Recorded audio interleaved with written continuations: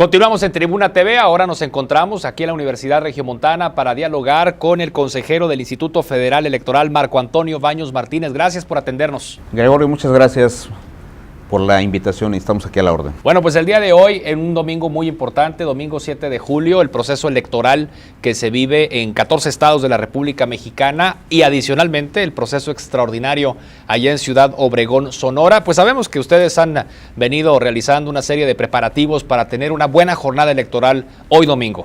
Bueno, primero hay que decir que en estos 14 estados más el Distrito Extraordinario de Sonora, son competencia de los institutos estatales electorales, pero el IFE como autoridad nacional tiene la responsabilidad de colocar los spots de los partidos políticos y de las autoridades electorales al aire.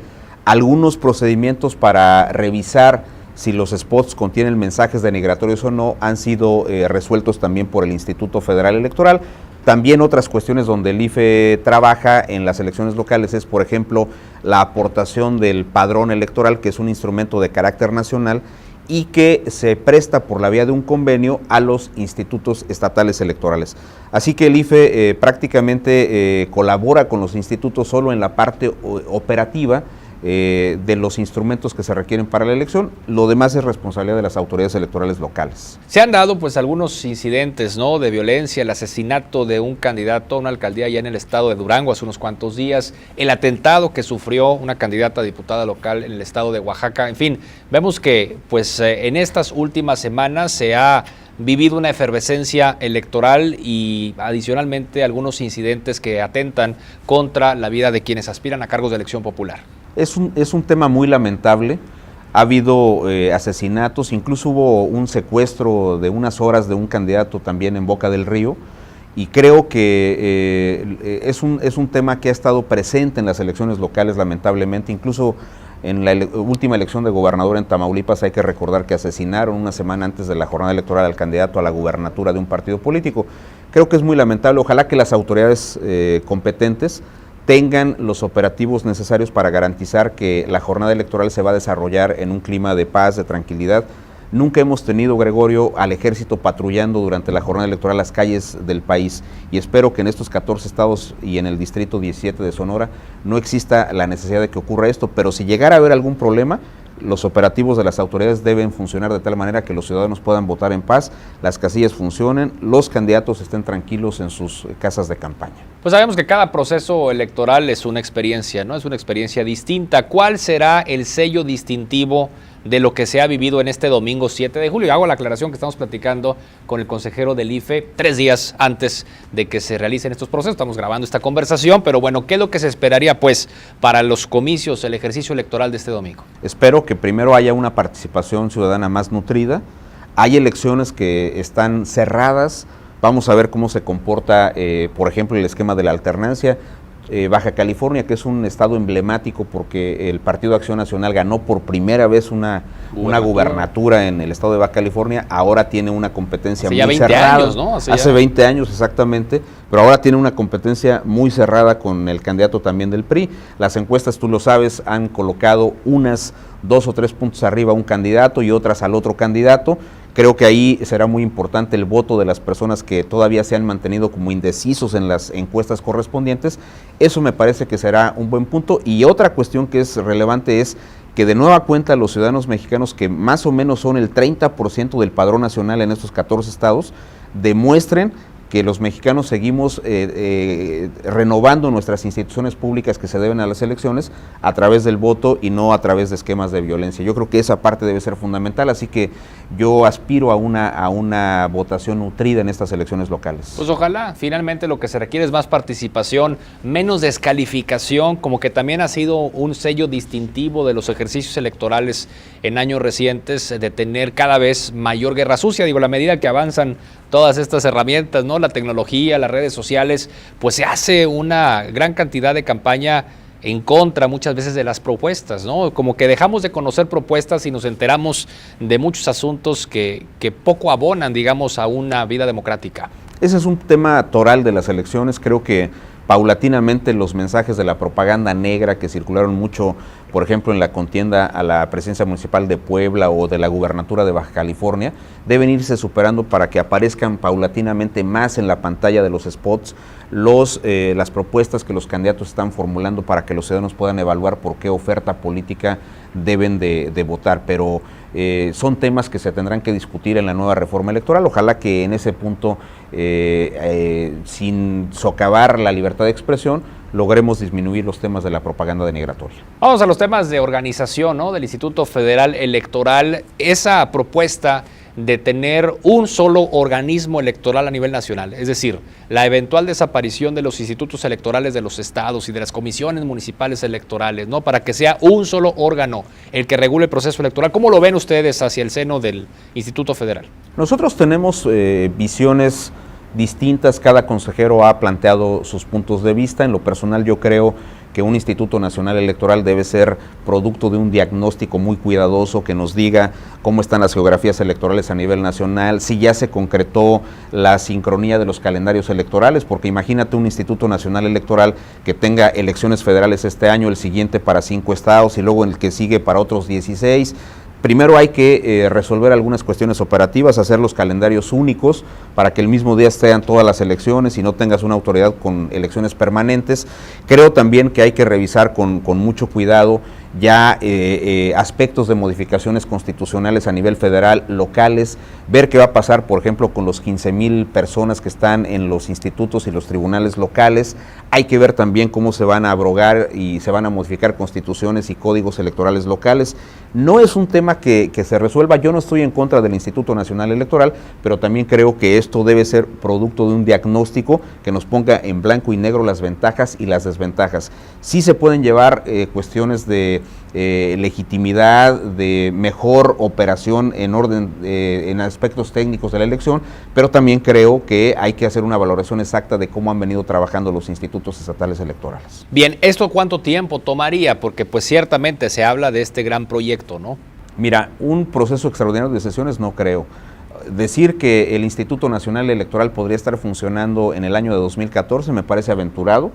Yo creo que debe llevar más tiempo, hay que hacerlo con racionalidad, hay que hacerlo de cara a la ciudadanía para que la gente sepa cómo se va a organizar esta nueva autoridad electoral, pero sobre todo resolver correctamente todos los aspectos técnico-operativos de una elección para evitar que haya problemas en las elecciones siguientes. Yo creo que se ha avanzado mucho, son 25 años, ¿no?, de funcionamiento de este Instituto Federal Electoral desde aquella elección presidencial cuando se cayó el sistema en el 88. En el 88, sí, el IFE ya lleva 8 procesos electorales, con algunas contingencias, pero creo que se han venido resolviendo favorablemente a lo largo de estos años de funcionamiento que tiene la institución, que por cierto tiene muchos reconocimientos internacionales.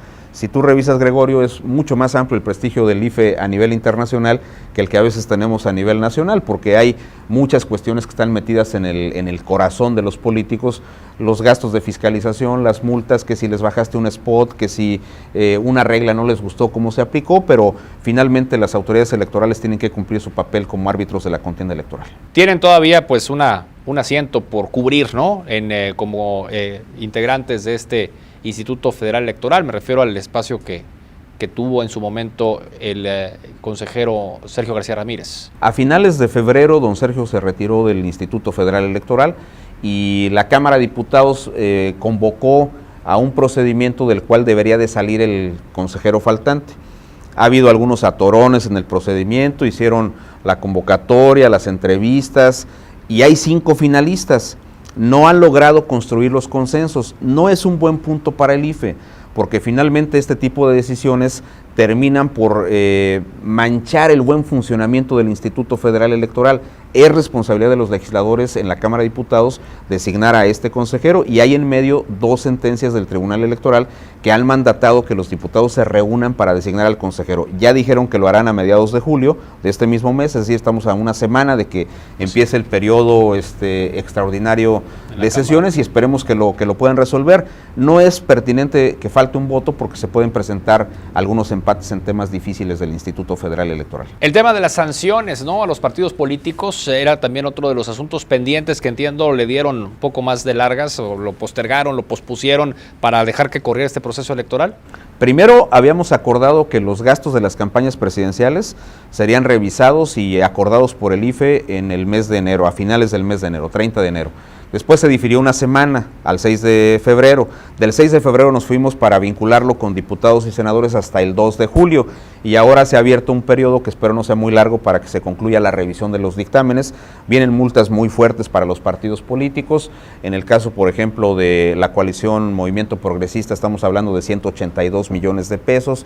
En el caso de la coalición Compromiso por México, estamos hablando de poco más de 200 millones de pesos.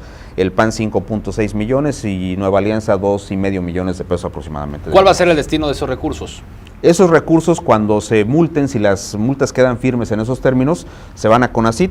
CONACYT apoya programas de investigación y programas de becas para estudiantes en el extranjero. ¿Cómo estar cerca del Instituto Federal Electoral como ciudadanos interesados por la vida democrática de México, por los procesos electorales? Aquí en Nuevo León pues nos faltan 2 años para volver a tener elecciones, ¿no? Ustedes como organismo electoral a nivel nacional, ¿cómo estar cerca de la ciudadanía durante los años que no son electorales? Hoy, domingo, bueno, pues estamos hablando de elecciones en la mitad de la República Mexicana, ¿no? Pero bueno, en Nuevo León no hay elección. Entonces, ¿cómo podemos estar vinculados? Hay muchas maneras, Gregorio. Primero, manteniendo actualizados nuestros datos en el padrón electoral. Si una persona cambia de domicilio, hay que ir al registro. El IFE es la única instancia que da una identificación para los mayores de edad. Es casi una cédula de identidad la credencial de elector. También tenemos diversos programas de educación cívica donde estamos paulatinamente mostrándole a la gente cuáles son los derechos políticos que tienen, cómo se participa en las elecciones. Ahora estamos avanzando hacia un esquema de generación de competencias para participar mejor en democracia y diciéndole a la gente a través de diversos programas que no es solamente en las elecciones como se participa en democracia, sino hay otros esquemas de seguimiento a los gobernantes que también pueden tener alguna implicación en el proceso democrático. Creo que visitar la página de internet del instituto, acercarse a las oficinas de la Junta Local del IFE Nuevo León o en cualquier otro estado de la República, a las juntas distritales, nos pueden dar un panorama mucho más completo de qué tipo de actividades podemos desarrollar juntos. ¿Y la actualización del padrón es una tarea continua?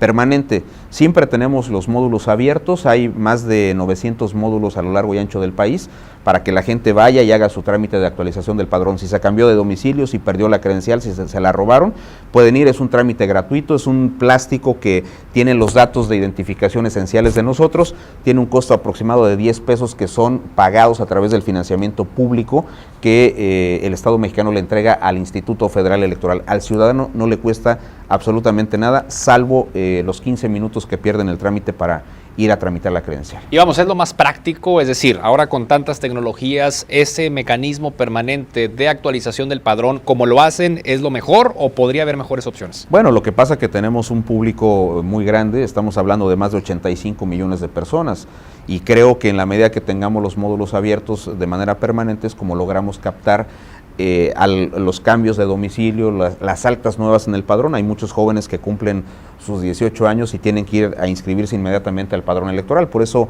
se ha decidido una logística para mantener actualizado el padrón en esos términos. Pues ojalá que se incremente, ¿no?, el nivel de interés, el nivel de participación. Digo, ciertamente pues se queda muchas veces un amplio porcentaje de la ciudadanía sin acudir a las urnas. Usted decía, ojalá que hoy, domingo, pues muchas personas hayan salido a votar y hayan realmente ejercido este derecho, ¿no? Eso es un tema fundamental porque México no tiene un voto obligatorio. Muchos países en América Latina tienen sanciones aparejadas al no ejercicio del voto. En México no ocurre eso.